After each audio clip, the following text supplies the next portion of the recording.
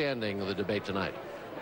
Hey, Carl, thank you very much. And we'll be checking with you throughout the evening on the special edition of Hannity and Combs. Are joining us now from Manchester, New Hampshire, political pollster Frank Luntz. And Frank, you've been doing dial groups and focus groups. In fact, if you went to the FoxNews.com website earlier tonight, you could see the dials as they were turning upwards or downward as the candidates were speaking earlier this evening. It was a very interesting response. The reaction was not as positive this time as it had been to the other debates that we've been testing. And it was interesting that our group was a little bit disappointed with what they heard and in some cases what they didn't.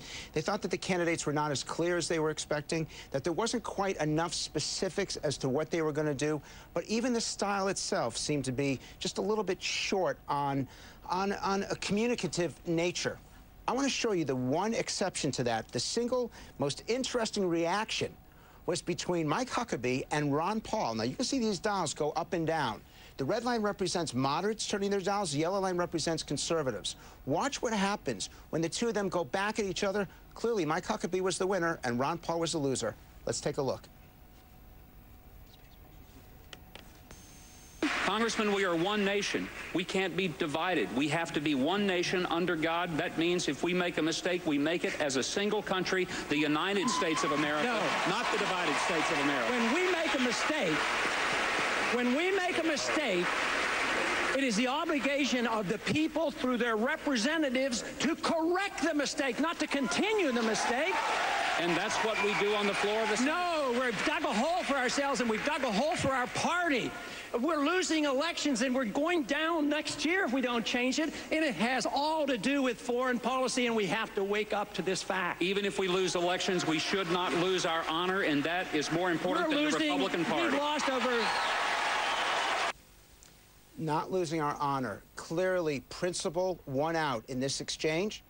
But this wasn't actually Mike Huckabee did quite well, but this wasn't the top response. John McCain, who had not been doing well in the sessions that we've done up to this point, exceeded expectations, and in fact, it was his clarity in a phrase. He said what he meant and meant what he said. Watch the reaction of our dial group when he talks about wasteful Washington spending and vetoing pork.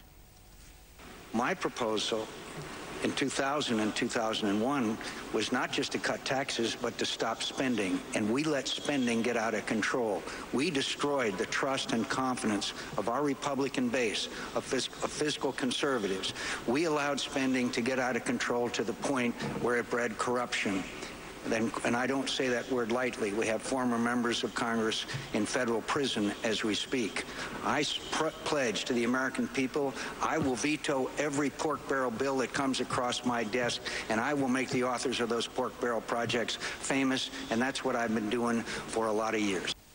Almost off the charts. Guys, it's not just that New Hampshire is a low-tax state.